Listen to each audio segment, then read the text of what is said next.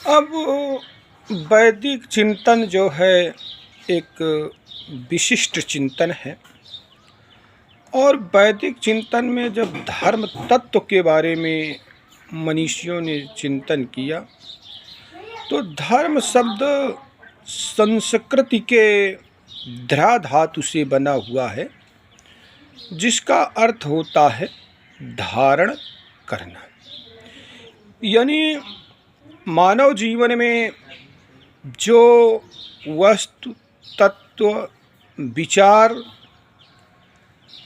या रीति रिवाज परंपराएं धारण करने योग्य हैं, उन्हें धर्म कहा जाता है। अब धर्म कोई स्थिर वस्तु नहीं है, स्थिर तत्व नहीं है।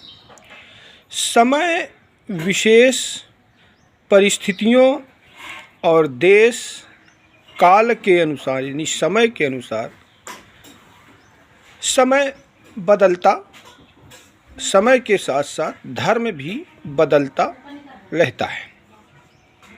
अब जैसे देश,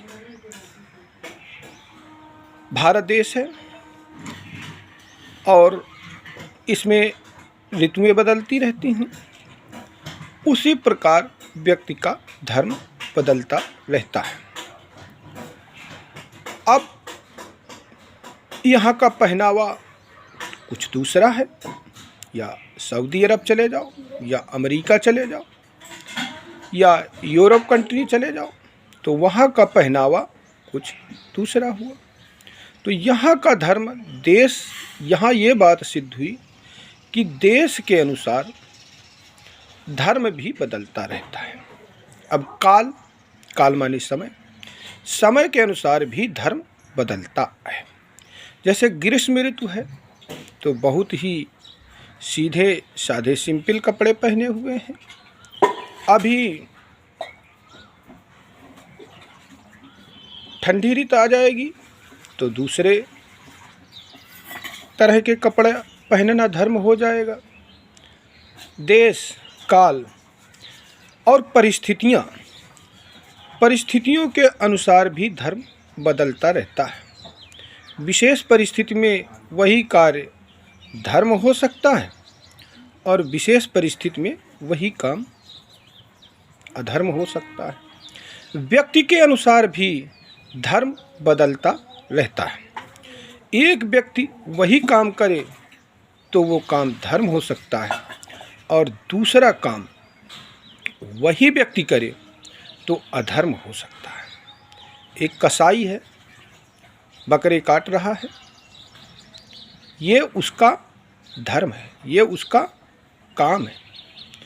और एक मंदिर का पुजारी है, वो अगर बकरे के एक डंडा भी मार रहा है तो ये पाप है। देश, काल, समय, परिस्थिति और व्यक्ति के अनुसार धर्म बदलता रहता है। अब यहाँ पर वैदिक सनातन धर्म के चिंतकों ने जब चिंतन किया कि धर्म का स्रोत क्या है, तो धर्म के 4 स्रोत बताए।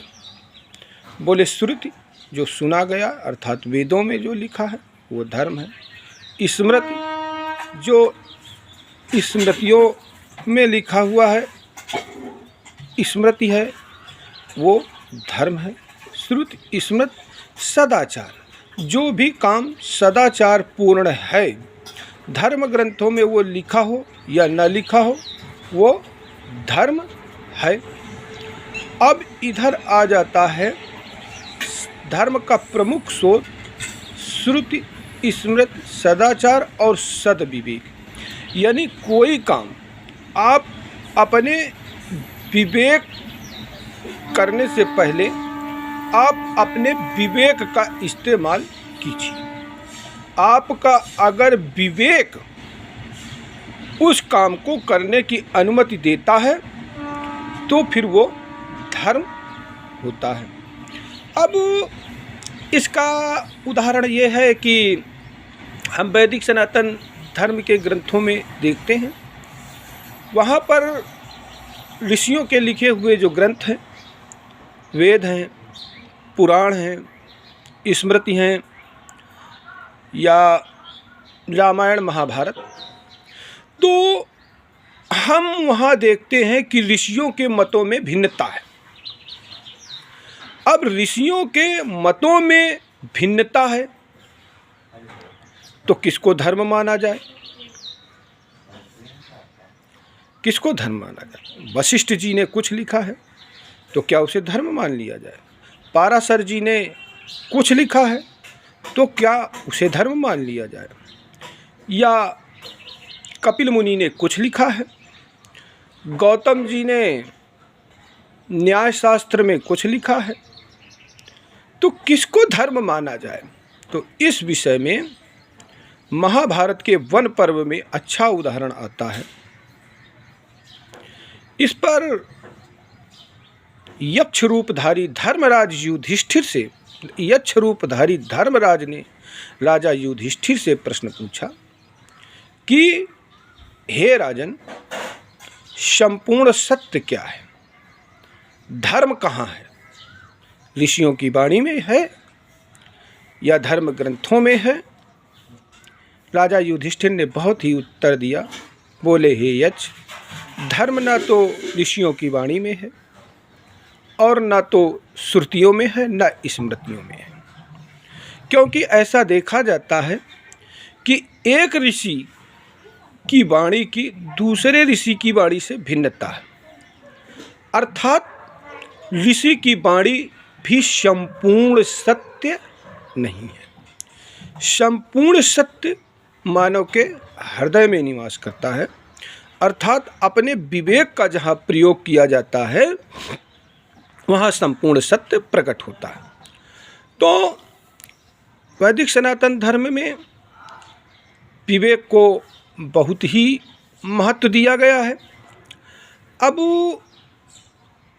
पुराणों में भी, विष्णु पुराण है उसके अंतिम अंश में ये चर्चा हुई है कि ज्ञान दो प्रकार का होता है।